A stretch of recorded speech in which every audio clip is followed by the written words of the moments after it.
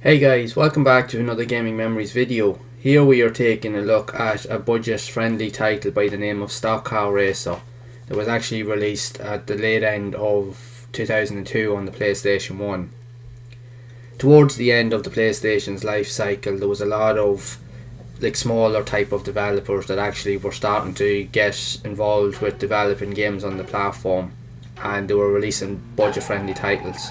You've probably seen a lot of them in the likes of game shops and stores, more to the point when the likes of the PlayStation 2 was released. A lot of these budget friendly titles started to appear then on store shelves for the PS1. In a way, it was actually a really good avenue for the likes of smaller independent developers to try their hand at games development and to try and get games on the platform. So it was a good alternative.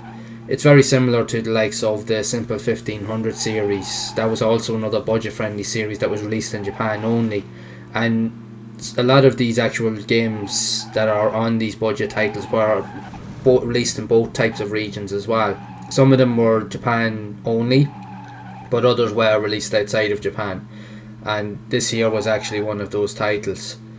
As far as I know, I think that this game was actually also part of a package, one of the All-Star Racing games. There was a collection of games, All-Star Racing or 5-Star Racing, and it had a mixture of different types of races, like the stock car, sports car, truck racing, and so forth. And I think some of these games were actually broken down into individual games as well in a later period and sold individually. But again, that would have been just more so for the likes of the developers to try and cash in and trying to make a bit more money. But again, these games were cheap, they were cheerful. They weren't as refined or as polished as you would have seen of other mainstream games. But for the money that you paid for them, again, you got what you paid for. And some of them were actually quite fun. There was actually some of them that were actually quite decent. Some probably not as good, but that just comes with the territory with these type of games. And even in today's world, with modern games, you get a lot of that as well. You get games that are cheap, they look cool, but then you go to play them and they're probably not as good. They are worth having a go, mind you, but they're definitely still worth having a go. But again, they're not as refined or as polished. But it is a good entry point for these developers. So essentially the premise of this game is pretty much just your typical race type game, but it's based around likes of stock car racing, but it uses kind of like a NASCAR type aesthetic or vibe to it, where you're racing around primarily NASCAR type style tracks. And the likes of the cars, if you've ever played any of the NASCAR games, pretty much on any type of console, but mainly on the PS1 that were released by EA, you would actually see it's a very similar style, and even the likes of the handling characteristics on the cars are also very similar, because the NASCAR vehicles are primarily built for outright speed and not so much for handling characteristics, because the handling on the cars is never really that good in those games. You're grand when you're going around the likes of the oval track when you're staying in one kind of line and direction, but when you have to start going around different corners and twists and turns, you can definitely tell very quickly how well the car's going to handle, and it's not great at all. And the more you play these games, you get to see that, but that's not to say that they're not fun. You know, if you like these type of games and if you like racing games, they're definitely worth having a go. And this one here now, it definitely is a budget friendly title. There's not really an awful lot to it. Again, there is a campaign, there's time trials. There's not too many options involved, and it's literally just you go in, try to get through all the tracks, win championships and so forth, and do a few time trial races, and that's pretty much it. It isn't as polished, as refined as a lot of other games that are similar to it, but it is what it is. I played through it. It takes a little bit of while to get used to the handling physics of the cars, but when you get the hang of it, you actually start to get into it. It is quite enjoyable, although I will admit you won't play it for long.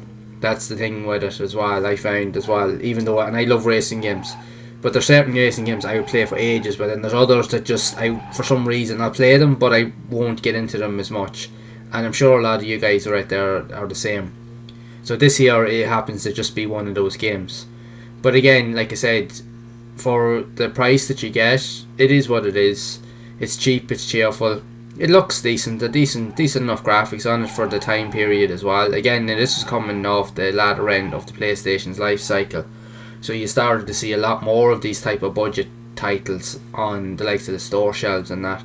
And they actually, some of them actually sold quite well, frankly, so they did, because again, they appeal to likes of different type of budget levels. People wouldn't have had big money. People like starting out new with gaming wouldn't have been able to afford to buy a PlayStation 2. So the PlayStation 1 was relatively cheap as the years went on. So people would have been younger gamers would have gotten in on the PlayStation 1, and they would have had access to actually a lot of these budget friendly titles again, because they wouldn't have had big budgets to spend on big name branded games. So they would have gotten access to a lot of these type of games, like say as Christmas presents or birthday presents, and a lot of people would have actually played them and actually enjoyed them, even though they're not as good, but they still would have held a certain amount of appeal to a lot of gamers out there. Now I know a lot of people out there don't really like these type of games because, again, I think people's kind of views can be a little bit skewed at times, because I think we're very impatient creatures, I think, when it comes to likes of stuff like this. I think with most things in life, when we get to play a game, we expect it to be amazing, we expect it to be outstanding, and we are left very deflated and disappointed when it doesn't meet our expectations. But with games like this here, you have to kind of see it for what it is. Like I said, it's a budget title. It doesn't have the big development budgets likes of what main big brand developers would actually have, so they have to work within the confinements and the limitations of what's currently available to them.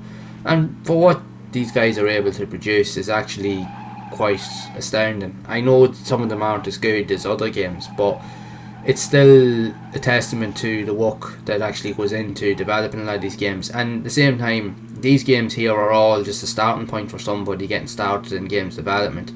This game here could have been the opening door for other developers to maybe come in and even get snapped up by other big companies and stuff due to their skills. So what better way to learn than to get your hands pretty much dirty just with something like this here. So these here, that's why these budget titles are pretty much available, because they are a fantastic standing point and entry point for someone that is literally starting to get into game development and really wants to take it seriously and make it their lifetime career. So even on modern consoles, you do see a lot of these style of games starting to pop up now. The likes of what the PlayStation 3 towards the end of its life cycle had the same thing. The PlayStation 2 had a ton of them.